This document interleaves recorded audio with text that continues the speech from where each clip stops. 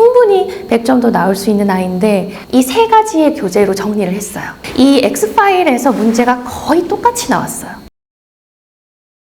안녕하세요. 저는 수학 강사 전율입니다. 그리고 여기서는 고등부 원장을 맡고 있습니다. 네, 제가 원래는 되게 텐션이 좀 업이 되어 있는 사람인데 요 며칠 동안은 너무 우울했어요. 그러니까 아이들의 시험 성적이 하나씩 들어올 때마다 제가 너무 욕심이 많아서인지 이게 좀 성에 차지 않더라고요. 충분히 100점도 나올 수 있는 아이인데 그래도 실수로 틀린다거나 그런 것들이 너무 많이 보여가지고 한 3일 동안은 아무 생각이 들지 않았던 것 같아요.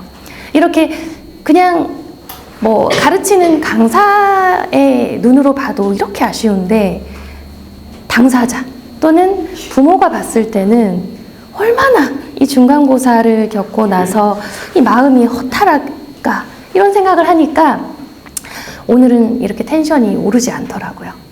아무튼 이번 중간고사를 대비하면서 제가 많이 느꼈던 것은 제가 욕심이 너무 많았구나 이런 거를 느끼게 됐어요. 교재도 많이 풀어보게 하고 수학에 많이 시간 투자를 하게 했구나. 이게 과연 옳은 방법이었을까 좀 돌아보게 됐던 것 같아요.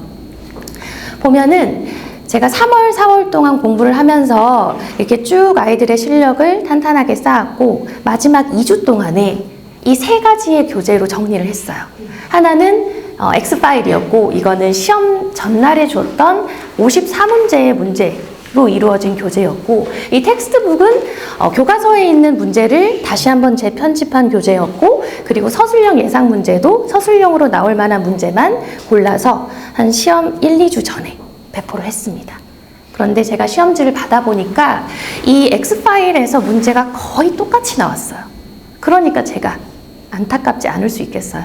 이것만 제가 주구장창 한두 달 동안 이것만 풀렸다면 훨씬 더 지금보다 성적이 10점 넘게 더 높게 나왔을 수 있었을 텐데 왜 내가 이걸 진작하지 못했을까 이런 아쉬움이 들더라고요.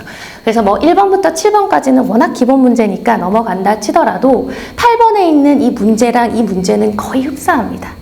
이 교재에 있는 54문제랑 문제가 거의 똑같은 유형이에요.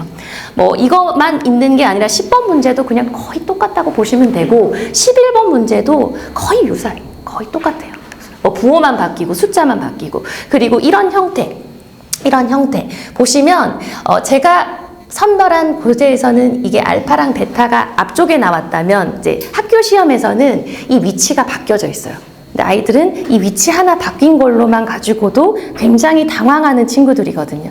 그래서 이런 것들을 조금 더 많이 훈련시켰더라면 훨씬 더 좋은 결과가 있었을 텐데 굉장히 많이 후회가 되는 그런 시험이었습니다.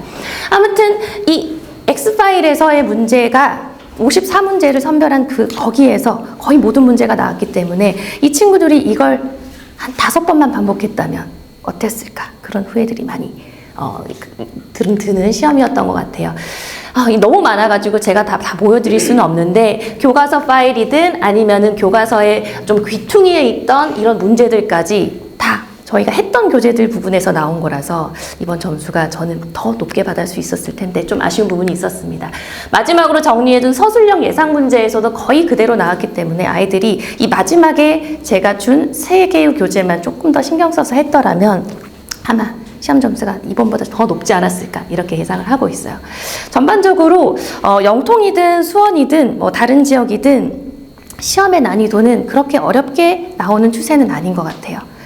영통 지역도 그렇고 왜냐하면 그 고교 학점제가 시행되면서 재수강제도가 시행이 되잖아요. 그래서 어느 점수 이상이 되지 못하면 아이들이 그 수업을 한 번 더 들어야 되는 그런 재수강제도가 실시되면서 어느 정도의 점수를 맞춰주려는 선생님들의 의도 때문에 너무 시험을 어렵게 내지 못하고 있습니다. 그리고 수행평가도 50%가 들어가면서 어느 정도 점수를 주려고 하는데 생각보다 수행을 잘 챙기지 않는 애들도 있어요.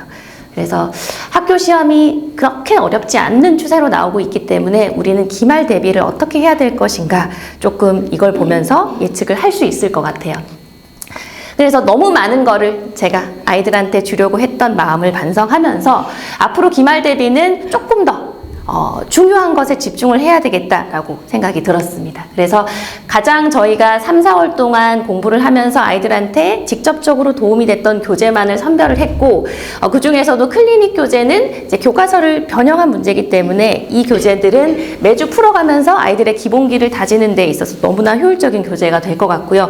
그리고 마지막 주에 나왔던 이 시험 직전 대비로 원래 만들었던 이 교재들을 전면적으로 이제 기말 대비 시작 때부터 반복을 시킬 예정입니다. 그래서 교과서랑 그리고 교과서 중에서도 선별한 50문항에 대해서는 5번이고 10번이고 반복을 하여 시험에 나왔을 때 아이들이 어떻게 변형이 되어도 그 문제를 다 풀어낼 수 있도록 반복 훈련을 시키면 분명히 중간보다는 훨씬 더 높은 점수가 나올 수 있을 거라고 보고 있습니다. 그래서 S반과 R반은 이제 명확하게 들어갈 수 있는 기준이 나눠져 있어요. S반은 1등급 정도의 수준의 아이들. 그래서 보통 270명 정도 기준으로 한 27등, 넉넉히 30등 이내에 드는 아이들을 위주로 S반을 꾸릴 예정이고요. 여기 반 친구들은 아마 제가 영통이랑 커리를 같이 할 거예요. 기본적으로 해야 되는 클리닉 교재랑 교과서, 복습 교재뿐만이 아니라 이 아이들은 모의고사도 1등급, 1, 2등급이 나올 수 있을 정도로 문제들을 조금 더 다양하게 기존 체제와 비슷하게 진행을 할 예정이고요. R반의 입학 기준은 이제 2등급 이내, 학교 기준으로 100등 정도, 90등 안에 드는 친구들을 대상으로 하고 있고, 이 반 아이들은 이제 저희가 아까 말씀드렸던 교과서 위주, 그리고 교과서에서 특별히 선별된 한 50문제의 고난도 문제를 훈련시키는 방향으로 일단 기말까지의 성적을 끌어올릴 예정입니다. 그래서 아이들이 조금 더 점수가 올라갈 수 있도록 기말까지 좀 더 신경을 쓸 예정입니다. 그래서 가장 적중률이 높았던 이 X파일과 텍스트북 이 교재를 최대한 기말까지는 본인의 것으로 체화할 수 있도록 복습을 시킬 예정이에요.